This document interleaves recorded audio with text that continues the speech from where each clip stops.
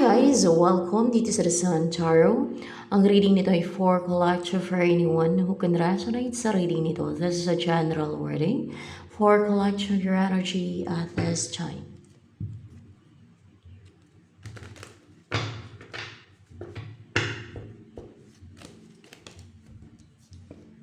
Boom, boom, pare, boom, pare.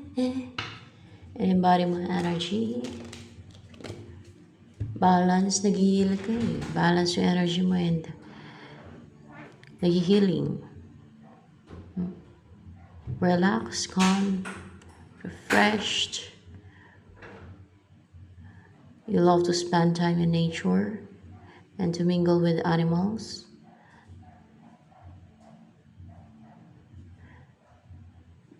Tingin mo napaka-cute ng mga animals. And your relaxed and calm energy attracts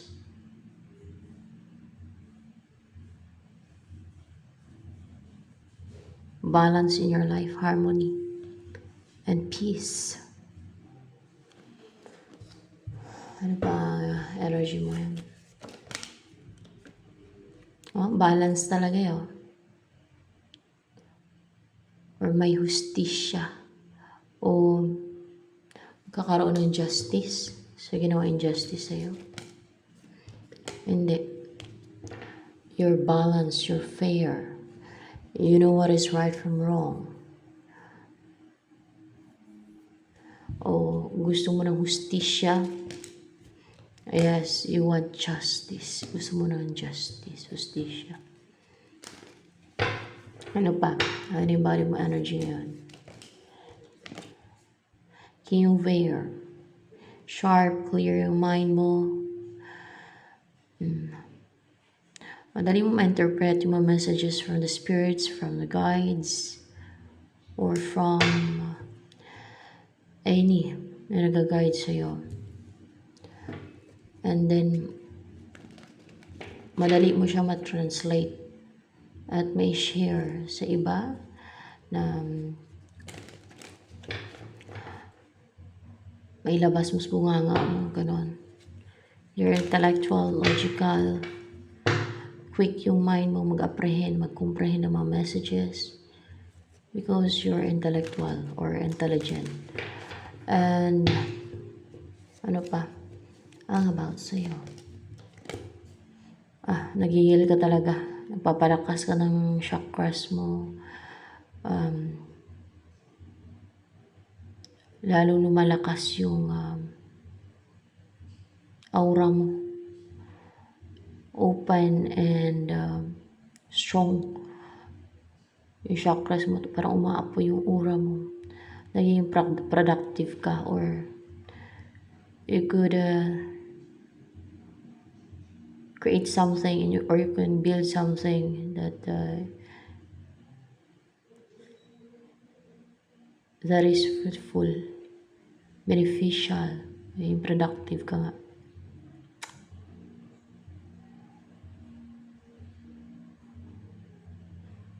Yung mga maiisip mo na mga ideas, magkaroon ng bunga. Lalo pag source of income yan. Ano pa? Calm, relaxed, nag-heal, nag-rejuvenate ka. Ano pa? Balance. Ano pa ang darating sa'yo? Integridad. Yung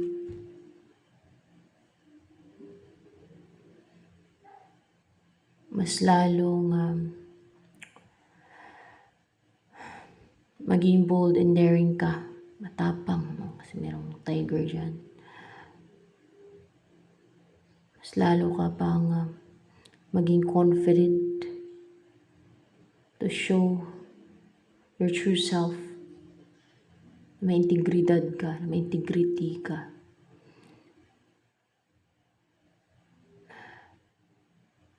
And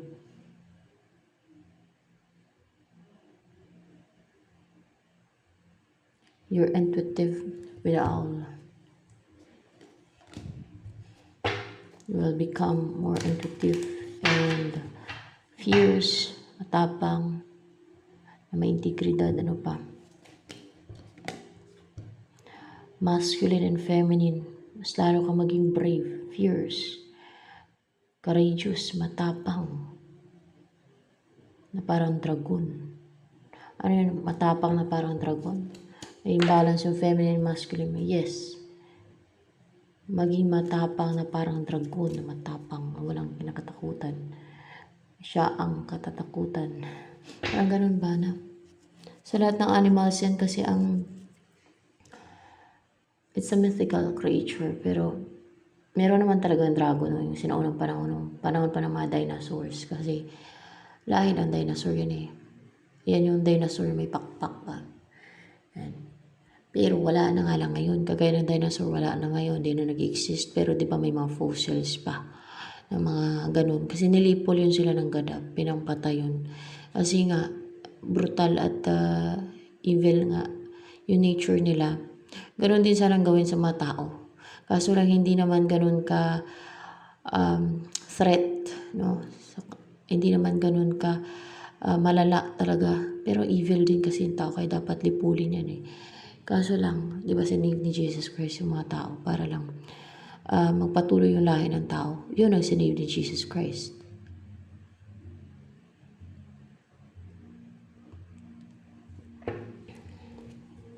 Akala kasi ng mga tao yung kasama yung kasalanan nila na sige sila gawa ng kasalanan kasi na-save daw ni Jesus Christ. Kaya kahit gagawa sila ng gagawa ng kasalanan na okay lang.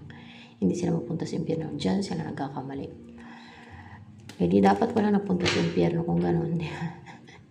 And dami sa impyerno ngayon. Oh. Lalo sa end of the world. Kasi madaming sabay-sabay na halos sabay-sabay lipulin yun eh. At bago lipulin lahat ay ipang-save na yung mga masisave. I-safety na. Tapos yung mga hindi masave ay yung pisti ng mga locos yan. At ng mga iba pang pisti at salot ng mga darating at ng mga demonyo.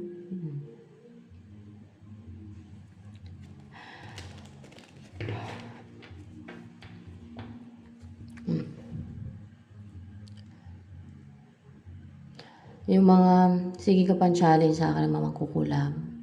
Akala nila natakot ako sa pangulam nila. Hindi naman tatalab sa akin yan. Mapunta lang sa impyerno kaluluwa nila. Napakayabang. Yan sila nagkakamali. Ang hinahanap nila, narcissistic kasi mga psychopath pa siguro yan. Sila ulo na yung man. Ang hinahanap nila yung matulan na sila sa impyerno doon. Torture abutin na sa impyerno. Si Kyabang witchcraft na witchcraft lang yan. Mga spells na bumabalik din sa kanila. Sumpa nila sa kanila tumatama. Yung ako sana ang bigyan ng sakit pero sila ang napuno ng sakit. Yung ganun ba? Kasi mga kampo ng kadiliman eh. Kahit hindi pa ako yung atakehin nila. Kahit na iba pa na tao. Ay talaga mapunta din naman sila talaga sa impyerno dahil sa evil doings nila. Dahil sa kayabangan nila. Pag mag-comment pa, ay akala mo nagmamalaki ng witchcraft nila. Palibasa na siraan na ng ulo ka gawa ng witchcraft sa mga bumalik sa kanila. At dahil sa pagka-inggitiro nila. Forever yan magdusa sa impyerno yung mga yan. Torture abutin na sa impyerno. Yan ang mapala nila. Yan ang abutin nila sa kayabangan nila. Sa paggawa nila ng witchcraft at evil doings. Yan ang abutin nila sa pag-choose sa maling path. Sa pagiging evil at pagiging masama.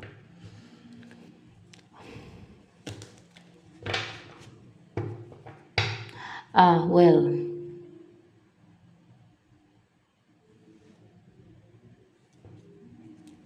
Ano pa? Ang yung dragon na yan, na animal, yan ang pinaka parang powerful, pinaka strong kasi diba, nakakalipad yung dragon. Hindi na malakas, malaki. At bumubuga ng apoy. That's why.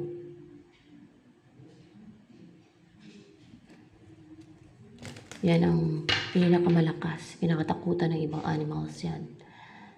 Kasi madami siyang capabilities na parang walang limitation. Di kagaya ng ibang animals, may mga limitations yung kakayanin nila. Parang tatakbo na lang sila pag nakita nila yung dragon. Kung yung tao kung walang weapon, wala din namang laban sa dragon. Ganun. At sa ibang animals, kung walang weapon, kung di marunong gumamit ng weapon. Kung sa sinaunang panahon, mga ganun. So ano pa?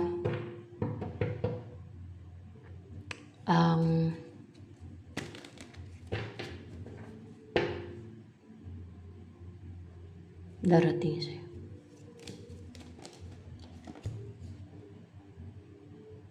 Person may darating sa'yo. Person yan. Yes, it's a person na wise person. And passionate siya. Obsessed sa'yo. Obsessed siya sa'yo, guys. Passionate siya sa'yo, obsessed. In love siya sa'yo. In love din siya sa'yo. Yan ang darating sa'yo. In love, passionate, obsessed. May offer siya na rose, bulaklak sa'yo, for you.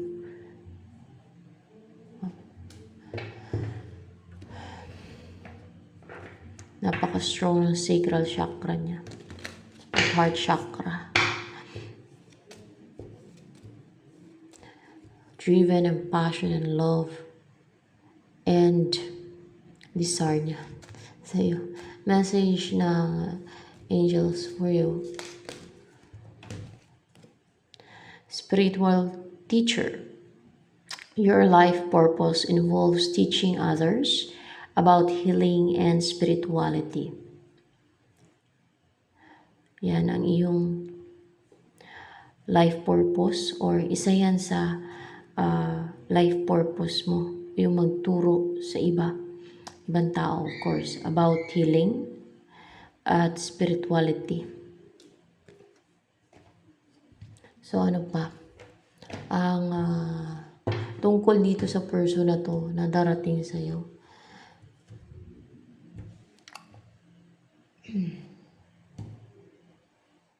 Ano kaya gamitin ko dito? Ito kaya.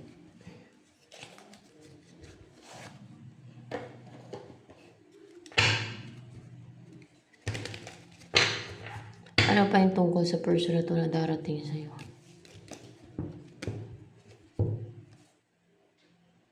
The Devil and Queen of Swords. Naglalagay na siya ng boundary sa mga devil o meron na siyang boundary hindi sa mga na mga devil, mga tao na gumagawa ng witchcraft sa kanya, like bulong, mga ganon. Hindi. Sa mga tao na gustong mangontrol sa kanya. Sa mga taong gustong mangontrol sa kanya. Naglalagay na siya ng boundary. Ibig sabihin mga evil na mga tao yan. Naglalagay na siya ng boundary sa mga taong evil. Sa mga taong gusto siyang kontrolin. Ganon din sa mga evil forces siguro. Naglalagay na siya ng boundary. Hindi na siya nagpapamanipula. Hindi na siya nagiging people pleaser. Alam niya na yung worth niya. Alam niya na yung halaga niya. Alam niya na yung value niya. Alam niya na yung maglagay ng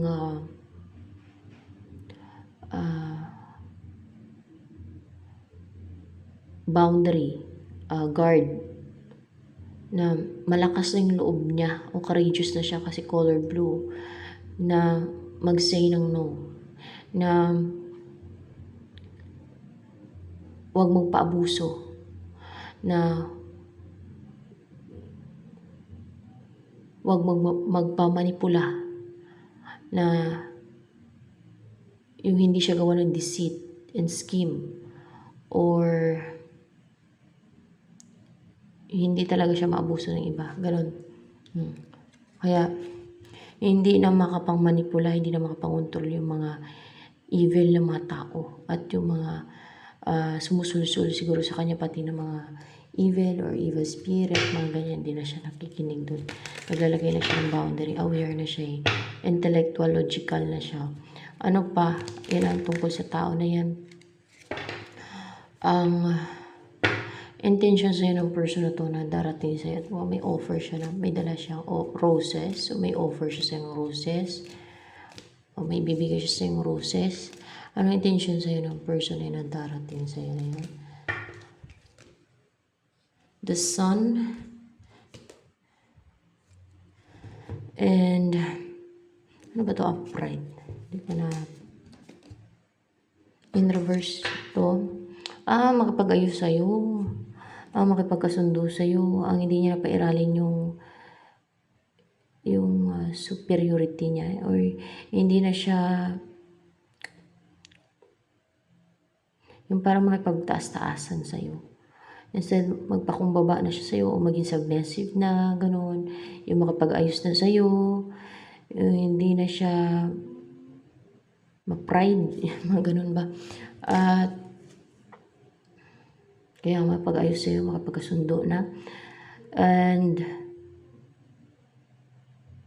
ang mag-offer ng cup of love sa'yo. Yun ang intention niya. Ang mag-take ng action sa'yo, ang maging positive, ang maging bold and daring na mag-offer ng cup of love sa'yo para maging masaya na siya, para maging positive na. At masiyahin na siya. Masiyahin na kayong dalawa. At masaya na yung buhay niyo. Masaya na yung buhay niya. Ganon. Ano ang feelings ng person na to sa'yo ngayon? Tingnan natin. Nahinayang to sa'yo guys, kasi para bang na-miss yung opportunity. May natapon, nahinayang yan. Kasi may natapon. Ano pang feelings yan sa'yo? Ang tinitibok ng puso niyan sa'yo ngayon. Kasi pinahinayangan ka niya Madami. Ano tinitibok ng puso niya sa'yo ngayon? So, tumalsik.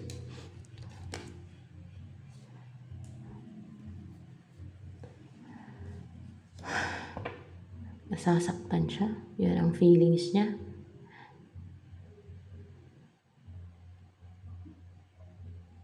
Nasasaktan. You're hurt kasi nanginayang ano pa? Ang feelings nito sa'yo ngayon. O baka may dahilan pa kung bakit nasaktan siya. Very interested guys. Na encourageous na simulan na ang mag-take ng action, ang gawin, ang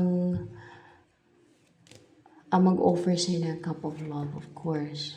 Very interested na siya na mag-offer ng cup of love sa'yo, na parang napaka-courageous pati niya.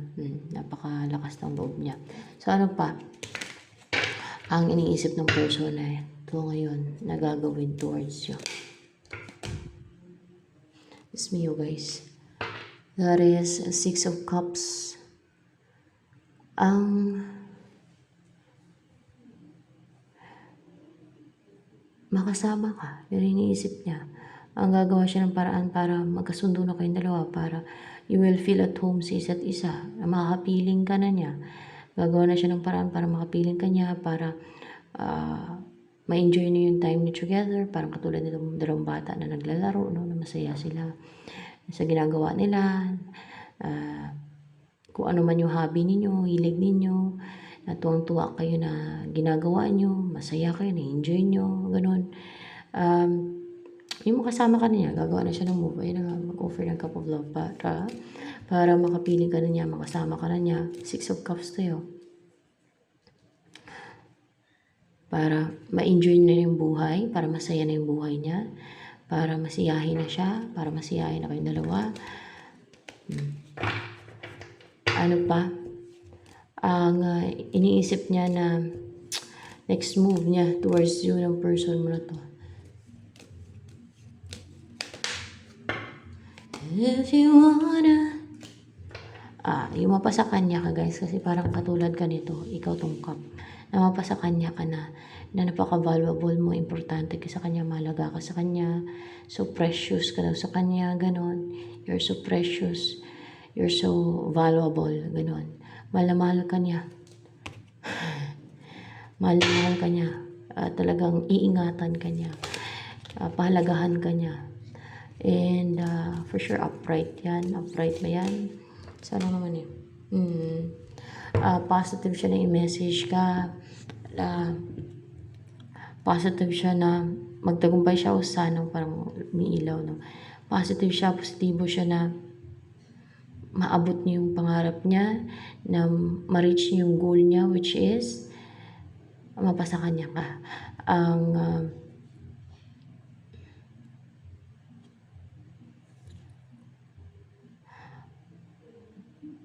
Pag nakipag-communicate siya sa'yo o pag nag-offer ng cup of love, kung ano pa yung offer niya sa'yo ay tatanggapin mo or makukuha ka niya, ganun no. Na makuha ka niya talaga, yun ang kanyang goal eh. And hopeful siya, positive siya, and passionate siya, and driven siya, and parang fiery na i-message ka, ganun.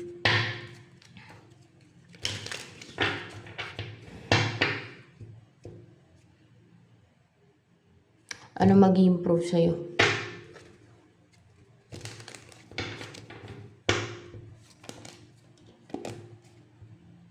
Wisdom. Yung karunungan mo, mas lalong dadami yung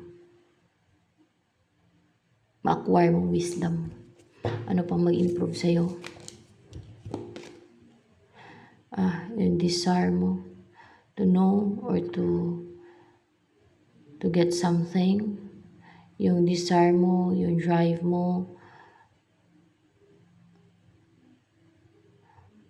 maybe your desire saan, sa sex, hindi kung ano man yung mga dinidesires mo sa buhay, parang capable ka na naman and passionate ka na sa pag-abot ng mga dinidesires mo sa buhay, ganun. Ano pa, your ability to have ano yung mga dinidesire mo sa buhay, your ability to acquire your desires or to have your desires in life, mga ganun ba? Yung intelligence mo, mas lalo lalawak yan, yung kalaman mo, karunungan mo, lalo tungkol sa mission mo, mas lalong maliwanagan ka ng gusto tungkol sa mission mo. Ano ba yung mission mo? May mission ka eh. The Santa Skull. To open the keys, to open the, alam mo, buksan mo. May mga keys ka kasi eh. To open the closed doors, mga gano'n. You have the keys to open. Ano yung mga realm ba yan? Realm, no? Ma-realm yan, yung mga buksan mo. Realm. Kasi sa spiritual o sa mga may mga mundo kasi na hindi makikita ng mata ng tao eh. You have the keys to open it. Yung mga realm na yan. Dami. Ano yan? Lahat ng realm? Lahat ng realm. Yan. Pati may yung sa realm ni na Satanas. Pati yun. Mga realm dun. Sa Inferno. Buksan mo rin yan. This is a general reading ha. Baka mamaya matakot kayo. General reading to. So take only kung ano yung makaresonate sa inyo. Depende kung sino lang matsyamba ng energy guys ha.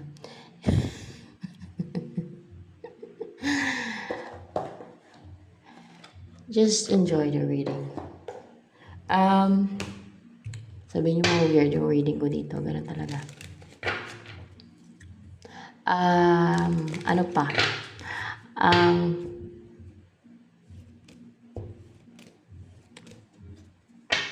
Tungkol sa mission mo na yan. Ano pa? Yung tungkol sa mission mo yan. Bakit nung buksan yung, may mga keys ka na para buksan yung mga realm na yan? Para ano?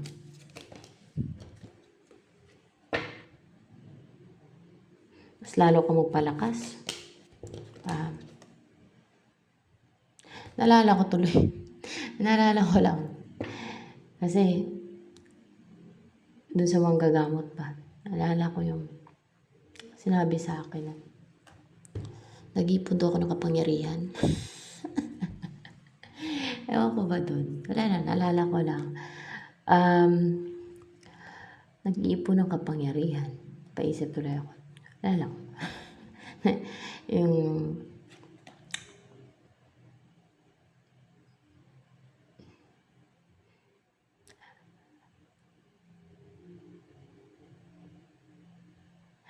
so, baka ganon, mag-ipon ka din ng kapangyarihan.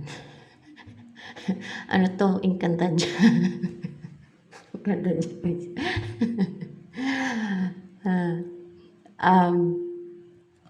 Baka mag-ipon ka ng kapangyarihan kasi magpalakas ka nga daw. Naalala ko tuloy yung sinabi ng mga gamot na yun. Yung sa akin na, hindi sa'yo yan. Yung sabi ng mga gamot na nag-ipon ng kapangyarihan. Baka ganon din yung sa'yo. Mag-ipon ka ng kapangyarihan. Na pag pumunta ka sa mga realm na yon, pagbubuksan mo, ano may pupunta dun sa mga realm na yon? Kaluluwa mo ba? Kaluluwa mo, yung soul mo? Tingnan natin. Yeah. Ganon yun eh. Para mamasyal sa, kunwari, sa lugar ng mga fallen angels. Masyal ka dun. O sa lugar ng mga engkanto. Mga ganon ba? Sino naka-experience dyan? Namamasyal yung inyong kaluluwa. Kahit hindi kayo nag-astral travel. Kusa lang siya namamasyal. Nakakarating sa mga dong realm. O kaharian ng mga ganon. Pero, hindi ako nakarating sa ano. Yung sa akin naman, hindi ako nakarating sa impyerno.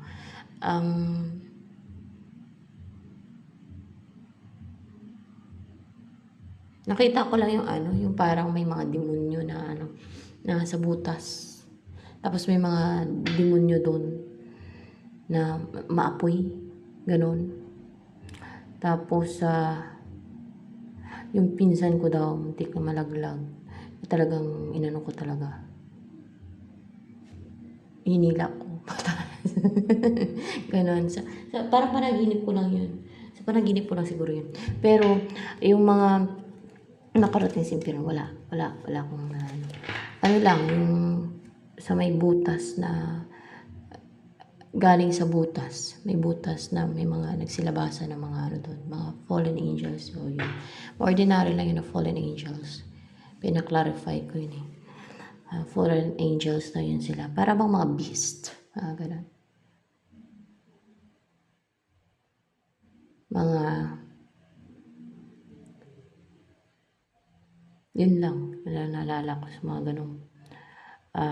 Yung pagdating sa mga yung sa fallen angels na yung sa engkanto, kung sino may mga experience yan na nakarating na sa mundo ng engkanto. Ako meron ako, pero hindi naman matagal yung ano. Dito sa ilalim ng bahay namin, meron yan dyan. Yung ano nila, yung damit, dyan yung lagusan eh. Damit nila itim, mga nakaitim sila, pero maputi sila guys. Mga magaganda at pugi. Meron pa. May iba pa. Share ko lang sa inyo. So that you know kung ano yung pupuntahan nyo. Paano ma-experience yan, kung ano ba. Ganun. Malamang ang iba sa inyo meron hindi mga experiences na ganyan. Pero kaluluwa ko lang yung nakarating. Hindi naman yung katawan ko. So ano pa? Yung iba talaga pati katawan nila ata nakakarating sa mga mundo ng elemento. Interesting yan para sa akin, ewan ko na sa inyo, yung mga ganyan. Kasi parang hindi siya common ba. Maka-gain ka ng wisdom din. Hindi lang sa mundo dito ng tao. You can gain wisdom also. Kaya dadami pa yung wisdom mo eh. Kasi sa mga papasukan mo ng mga realm, sa mabubuksan mong realm na yan, makaka-acquire ka ng wisdom at mas lalo ka magpapalakas. Siguro, iipon ka ng kapangyarihan. Naalala ko to. Yung ganang word. Iipon ng kapangyarihan. Ano yan? Iipon ka ng kapangyarihan doon? As in, iipon ka ng kapangyarihan. Pwedeng iipon ka ng kapangyarihan. Basta magpapalakas ka daw. Malakas ka o aatake ka sa mga realm na yan. Tingnan natin. Aatake ka sa mga realm na yan. Mundo ng mga ano yan siguro. Mga evil forces. Mga evil forces. Mundo ng evil forces yan. Ano yan? I-destroy mo? I-destroy mo daw yan.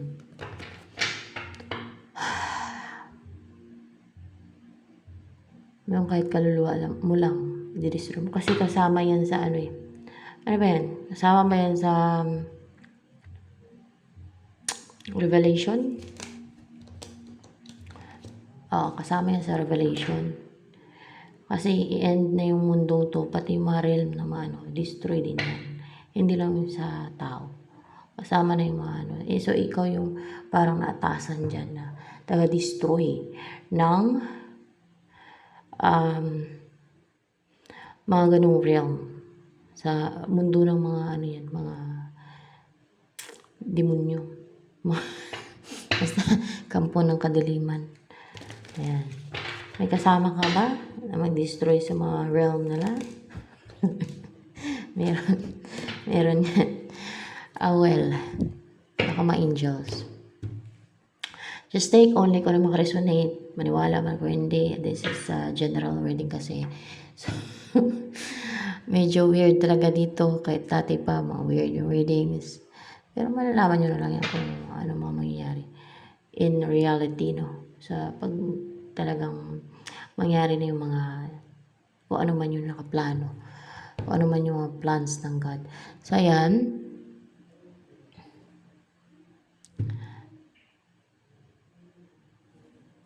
Itong person mo, dito naman tayo mag-focus sa person mo.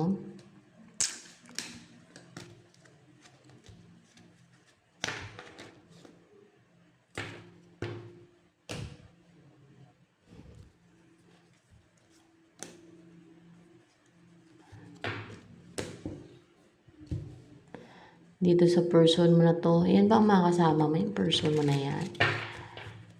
Dalhin mo ba yan? Pagka manugod ka dun sa mga realm ng mga evil forces, kasama mo ba yan siya? Kasama mo daw yan. So, ibig sabihin, malakas na yung person mo na yan. Pag nagkaanak kayo, kasama mo din yung anak mo na mga nugo dun sa ano. Kasama din yung anak mo. At mukhang powerful din yung magiging anak ninyo. Isang pamilya kayo. Pero ang 10 of Cups kanina eh. So, maaaring isang pamilya kayo. So good.